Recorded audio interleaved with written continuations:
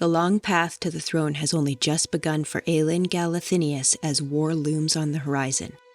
Loyalties have been broken and bought, friends have been lost and gained, and those who possess magic find themselves increasingly at odds with those who don't. With her heart sworn to the warrior prince by her side and her fealty pledged to the people she's determined to save, Aelin will delve into the depths of her power to protect those she loves. But as monsters emerge from the horrors of the past, dark forces stand poised to claim her world. The only chance for salvation lies in a desperate quest that may take more from Aelin than she has to give, a quest that forces her to choose what and who she's willing to sacrifice for the sake of peace. Hi, thanks for joining us today. I'm your host, Nicole. And I'm your host, Jaclyn. You're listening to the first season of Perfictionist.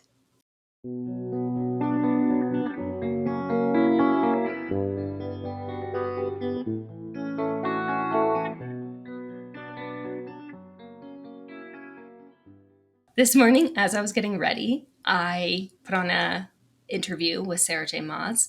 Maas. Oh, I can't remember what we decided was right. I think everyone says Maas, but Maas. yeah. And one of the questions she was asked or was telling everyone about was she was asked to describe Empire of Storms in 3 words. And the 3 words she chose, and she gave like really good reasons why she chose each of the words, was bloody, steamy, and emotionally devastated, which she said was one word because she hyphenated it, and she's the author, so she can make that choice, which was funny. Yeah. But I was just curious if you agree with those, or if there's any words you would have added to that. Nope, that covers it. I always think of the meme when I think of this book. If I wanted to like sum it up with one meme, it's actually a TikTok meme. There's this guy, he goes, emotional damage. Yeah. And I'm like, yeah, emotional damage. A side note, I had never seen that meme before. And all of a sudden, just like kids at school just started saying it all the time. I'm like, what is wrong with these children? Did you look it up? I looked it up, yeah. Okay. It's that happens actually all the one time of my favorite memes. Yeah, it's so funny. I think the only other word that I would, like, if you could have 4 words, the only one I would add would be sacrifice. I feel like that's a really huge part of this book as well. Absolutely. I thought it was really interesting to hear her perspective on like how she would sum up. And it was just so perfect, which makes sense, being that she's the one who wrote it. It does make sense.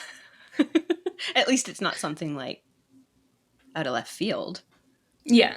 Right. No, it really gets you to think about kind of the important aspects that come out. If you really narrow down to those 3 things, you're like, I really see what she was getting at with this now. Yeah. Speaking of the different themes, I think that there's a lot of, as I mentioned, sacrifice themes throughout, as well as like characters showing a lot of determination and like just will in that way. I think when it comes to this book, there's so many like jaw-dropping reveals and like twists and turns and a lot of things that kind of get uncovered throughout.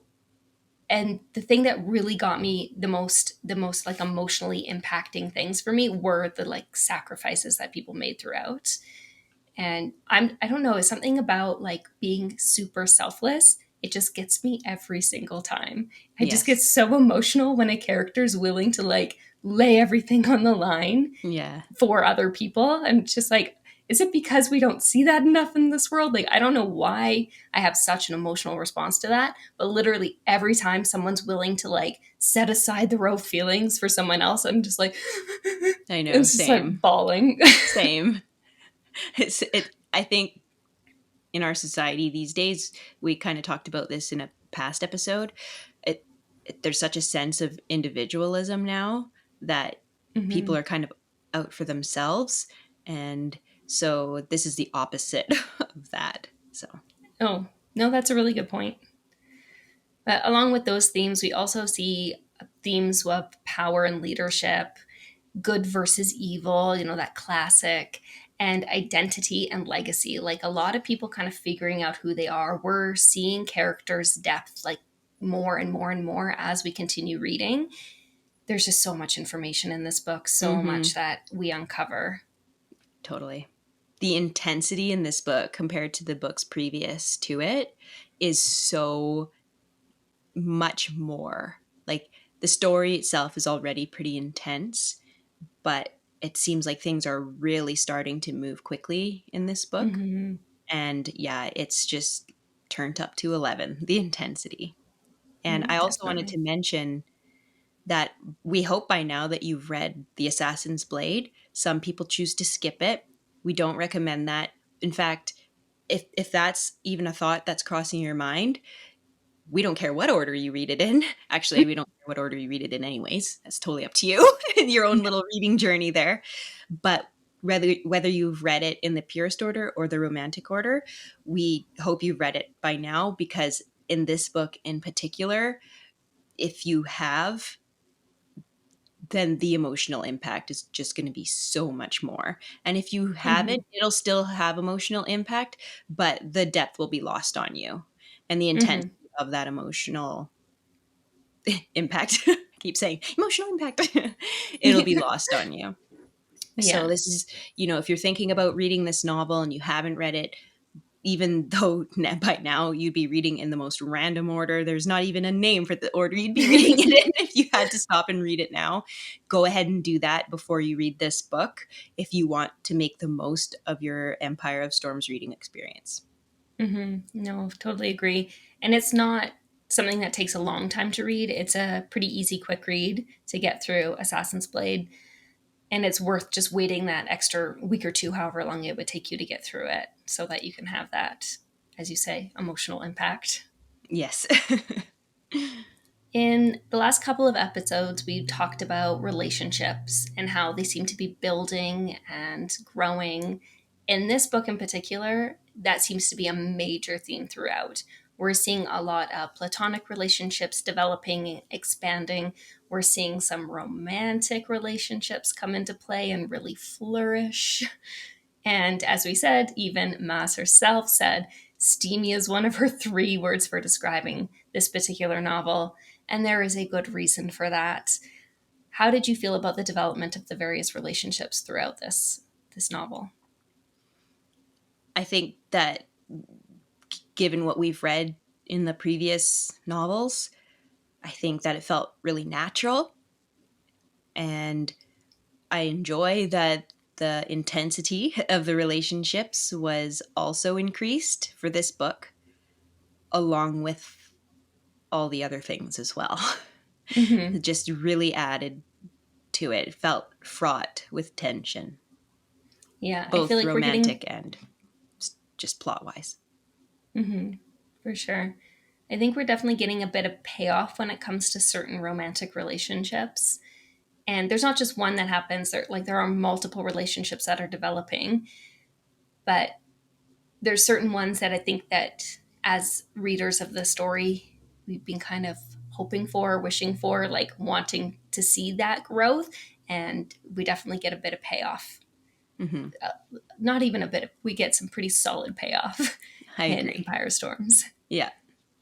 So I've mentioned before that high fantasy can be slow paced for people who enjoy like the thriller genre.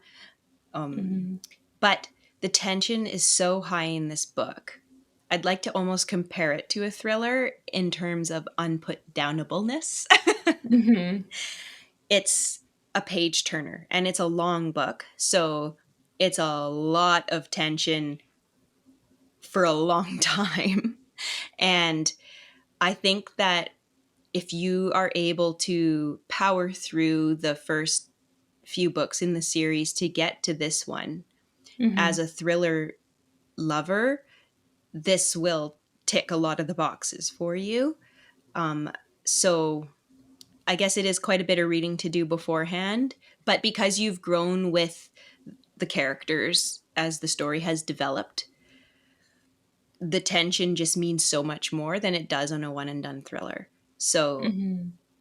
I just think that, yeah, due to the love you develop for characters over time, the stakes just feel so much higher.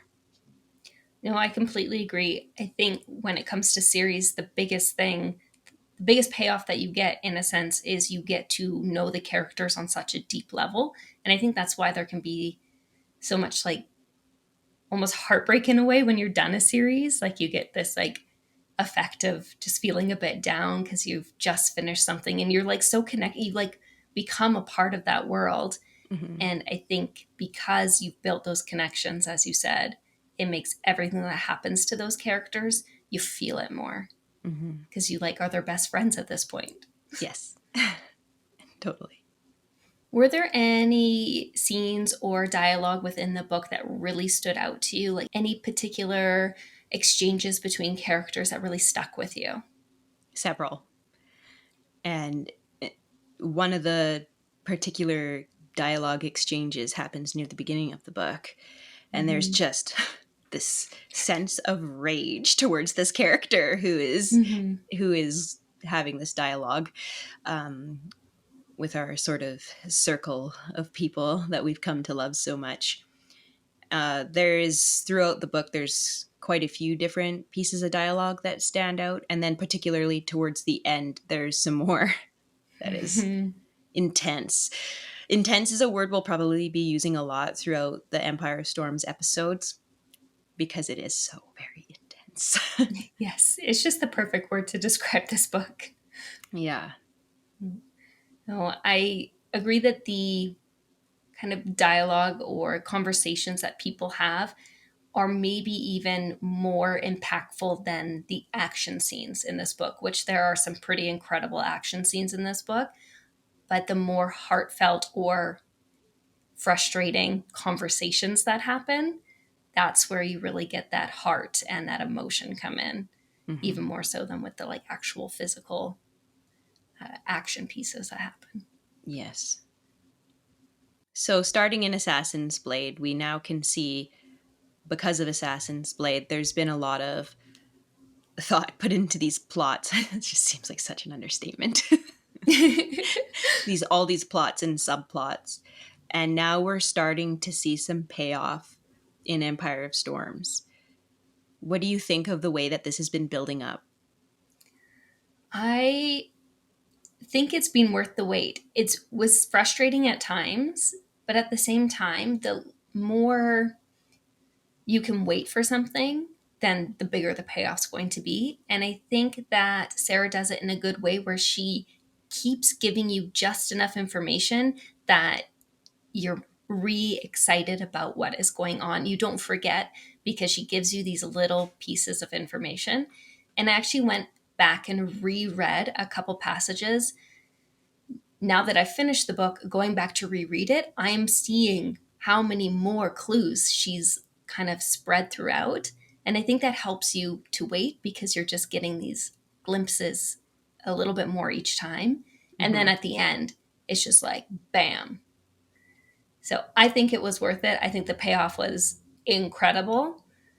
And I like that it wasn't something that was mentioned and then kind of forgotten until the payoff, but that you do get tiny little pieces to kind of Mm-hmm. keep you interested Mm-hmm. throughout.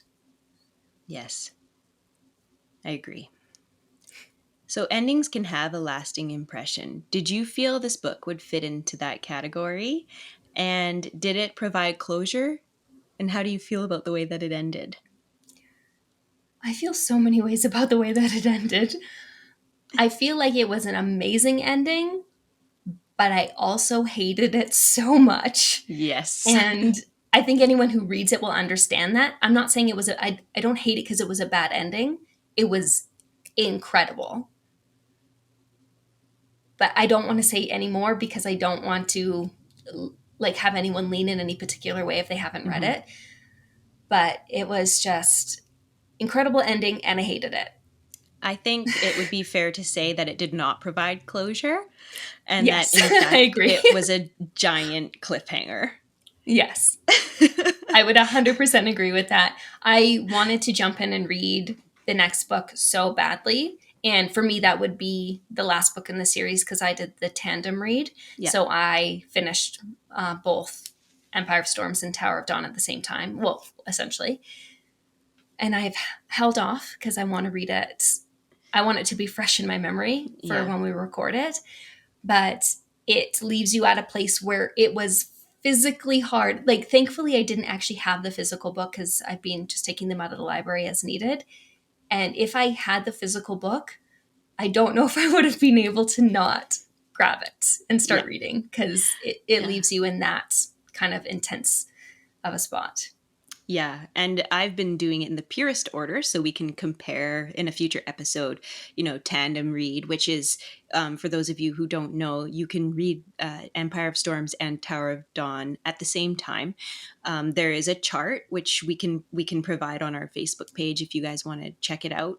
That will show you the different chapters you have to skip between the two books, and it makes them Mm-hmm. follow along the same timeline. So Nikki's been doing it tandem read, which is a really interesting thing, in my opinion. I've never actually done a tandem read, so I'm really interested to hear your thoughts on that.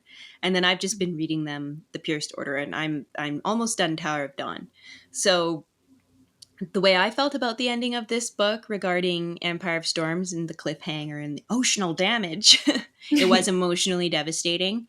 Mm-hmm. And I felt that I didn't care about Tower of Dawn at the end of this book. I don't care about Kaol. I just want to skip it over and go to Kingdom of Ash. I was so,